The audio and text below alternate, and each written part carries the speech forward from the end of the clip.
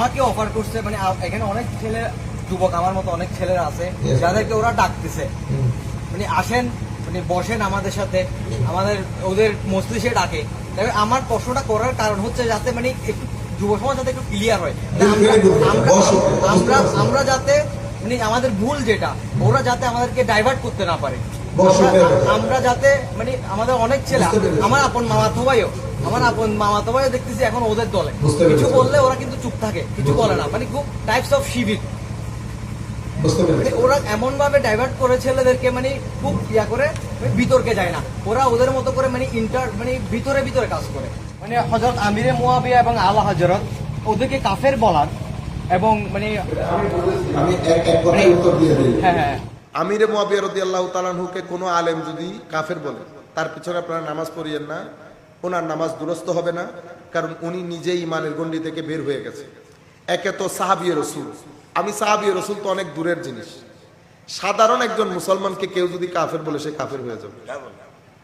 আমার নবীর হাদিসে পাক অনুযায়ী আমার নবী বলেছেন, তুমি যদি তোমার ভাইকে কাফের বলো, সে যদি কাফের না হয়ে থাকে তো কুফরটা তোমার দিকে ফেরত আসবে।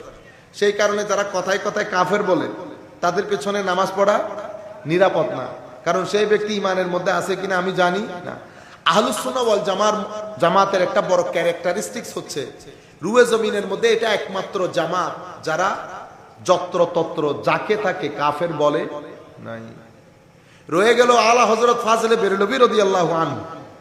আলা হযরত ফাজলে বেরলভী আমার নবীর উম্মতের একজন অন্যতম মুজাদ্দিদ, একজন অন্যতম মুজাদ্দিদ। আর যারা মুজাদ্দিদ হন ওনারা ডিভাইনলি ফিচার্ড হন, মানে ওনাদের ইন এন্ড আউট।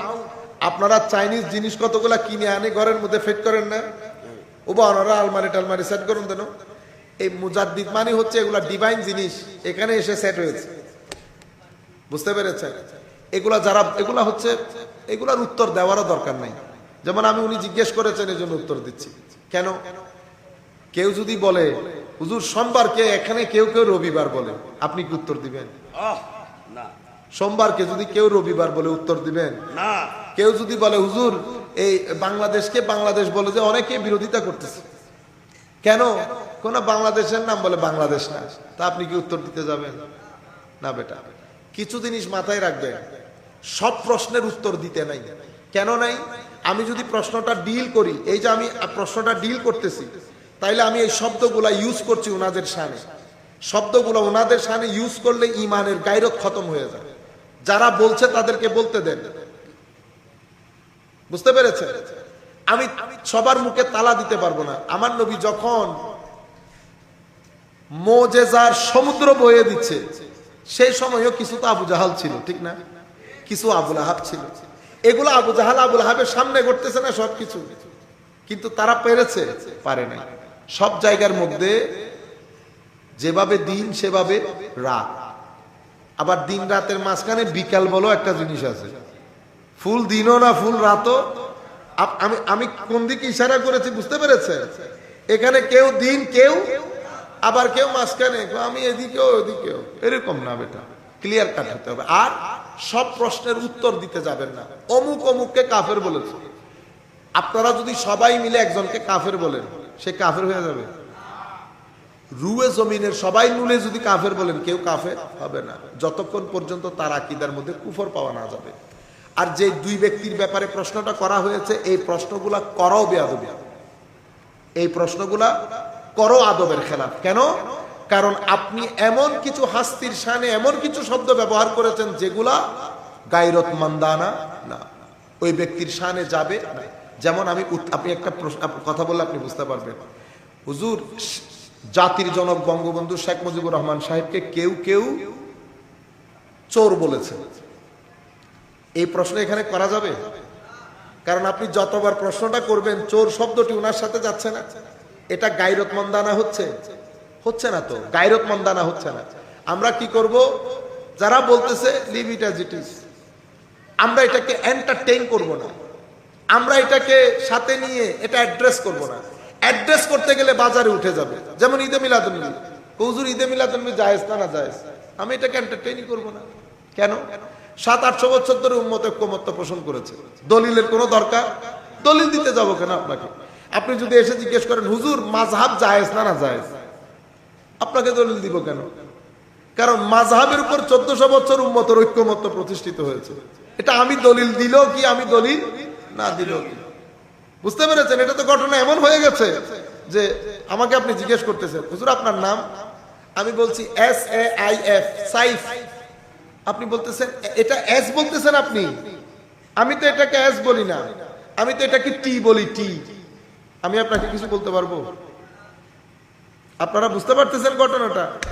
মাযহাব অস্বীকার করা মানে এস কে টি বলা। এখন আমি যদি সারাদিন আপনাদের বোঝানোর চেষ্টা করি এটা ভাই এস না, এটা টি না, এটা এস, এটা টি না, এটা এস, আমি বুঝাইতে পারবো? পারবো না। কেন?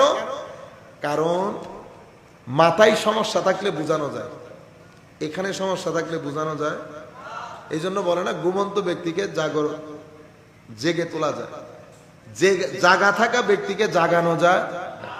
সমস্যা যদি এই জায়গায় হয়, সে কারণে কোরআনে পাকের মধ্যে আল্লাহ বলেছেন না, ফি কুলুবিহিম মারাদুন ফাযাদাহুমুল্লাহু মারাদা।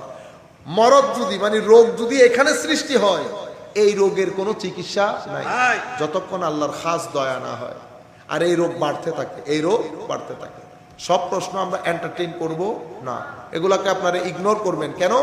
জাতির সামনে এখন এতগুলা মানুষ শুনছে না বেটা, এতগুলা মানুষ প্রশ্নটা শুনেছে।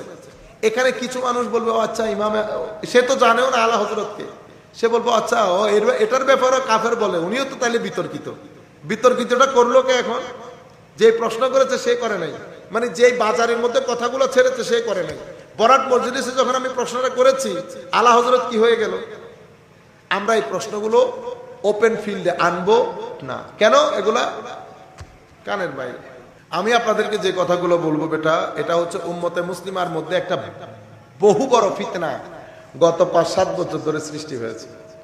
এটা হচ্ছে হযরত আমির মুআবিয়া রাদিয়াল্লাহু তাআলা আনহুর ইস্যু। এটা কোনো সাধারণ শ্রোতাদের জানার বিষয়ও না, কিন্তু এমন একটা ফিতনার মধ্যে আমাদেরকে ফেলে দেওয়া হয়েছে। পুচকা ছোকরা, মানে সেও, আমি কিছুদিন আগে আরেকজন একটা ভিডিও দেখলাম, সেও মুআবিয়া রাদিয়াল্লাহু তাআলা আনহুর বিষয়টাকে নিয়ে উসলাইয়া কুসলাইয়া, ও ভাই তুমি ইমামে আজমের চেয়ে বেশি বুঝে গেছো, তুমি হুজুর গৌসুল আজমের চেয়ে বেশি বুঝে গেছো। আমি নতুন প্রজন্মকে বলবো, আমাদের ইউথ ক্লাসকে বলবো, আল্লাহর ওয়াস্তে নতুন কোনো কথায় কান দেবেন না।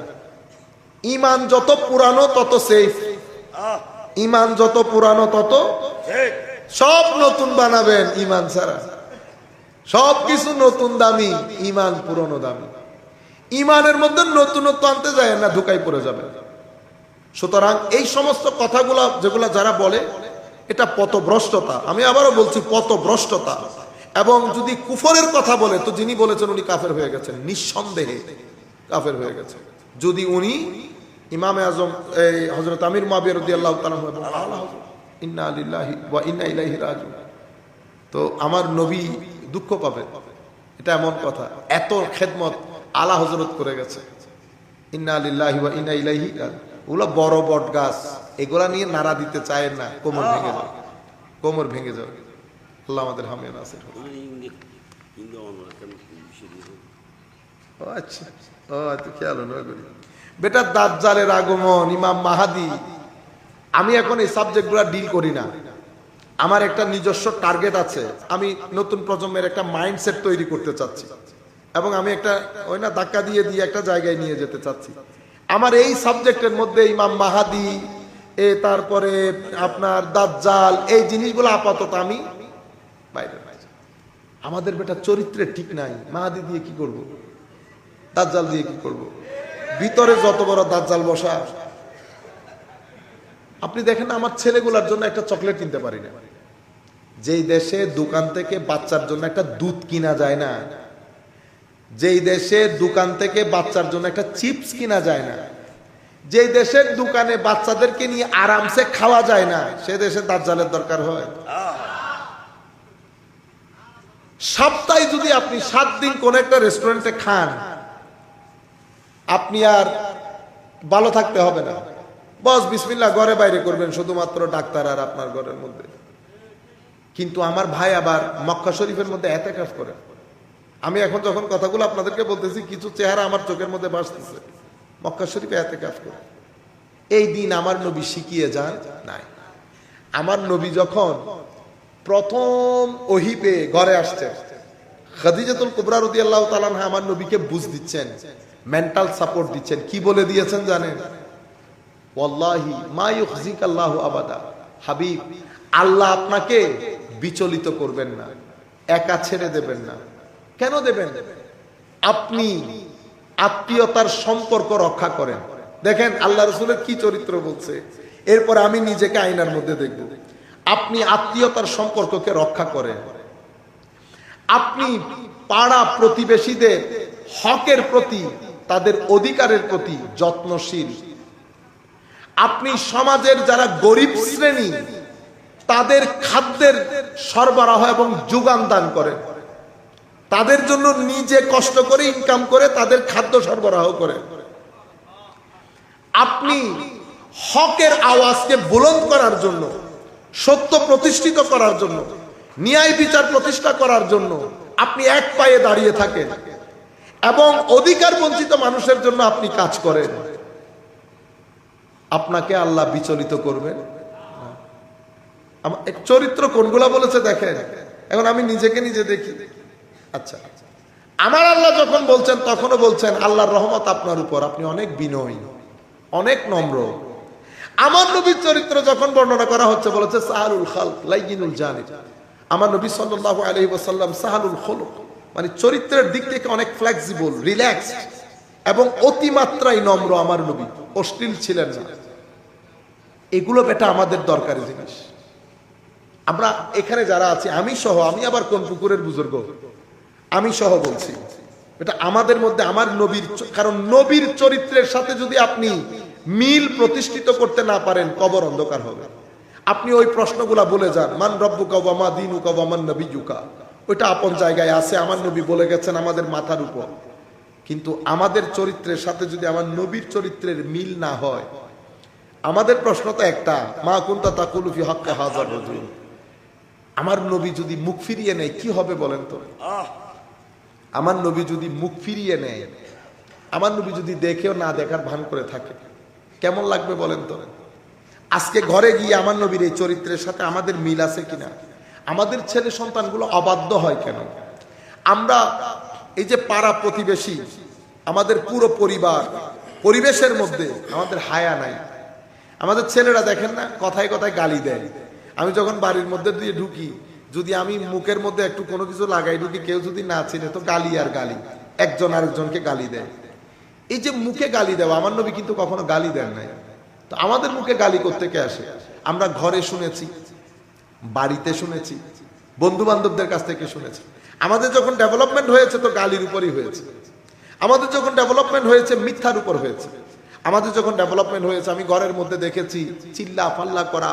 আমি ঘরের বাইরে আমার জ্যাঠাকে দেখেছি, চাচাকে দেখেছি হাঁটুর উপর কাপড় তুলে হাঁটতে। আপনি কি করলেন জানেন? আপনি আপনার ছেলের তরবিয়তের গোড়া কেটে দিয়েছেন। ভদ্র ছেলেটা তৈরি হবে কেমনি? ওই পরিবার থেকে। আপনি উঁচা আওয়াজে কথা বলবেন, তরবিয়ত হবে না। আপনি পায়ের উপর, হাঁটুর উপর লুঙ্গি তুলে হাঁটবেন, তরবিয়ত হবে না। আপনি আপনার ছেলেকে তু তু মে মে অনেক বিচ্ছিরি ধরনের গালি দেবেন, তরবিয়ত হবে না। তরবিয়ত ওভাবে করে না। আমার নবী একটা সিভিলাইজড সোসাইটি আমাদেরকে দিয়েছেন, অনেক সভ্য সমাজ। আমি সেই সভ্য সমাজ আপনাদেরকে রিমাইন্ডার দিচ্ছি। আমি চাচ্ছি যে সমাজ থেকে আমাদের কিছু যুবককে টেনে সামনে নিয়ে যায়। আমি এই সমাজের সাথে তাদের যোগাযোগ রাখতে চাচ্ছি না। আমি তাদেরকে ডেলে ডিসেম্বর করতে চাচ্ছি নতুন করে। তারা যেন হুজুর গৌসুল আজম আব্দুল কাদের জিলানী রাদিয়াল্লাহু তাআলা আনহুর ওই বর্ধন ক্রিয়া, ওই তরবিয়ত, ওইটার কিছু ফুয়ুজাত যেন তাদের নসিব হয়, তাদের মুখ থেকে যেন গালি চলে যায়। এই বিষয়গুলো এখন আমি ডিল করছি না বেটা, আই এম ভেরি সরি। ইনশাআল্লাহ নেক্সট টাইম যখন বিষয়গুলো বলবো, এটার একটা জামানা আসবে।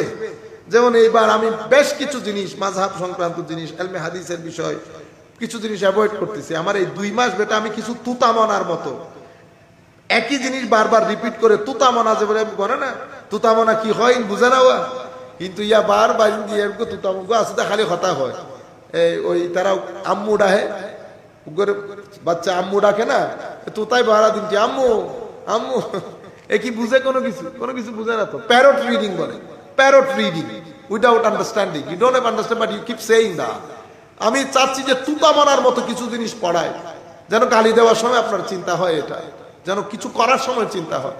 মনে রাখবেন আপনারা মাহফিলের লোক, মিলাদুন্নবীর লোক, মিলাদুন্নবীর লোকের যেন গায়রত থাকে, ইমানের গায়রত, এটা যেন নষ্ট না হয়। ওয়া মা আলাইনা ইল্লাল বালাগুল মুবিন। আসসালামু আলাইকুম।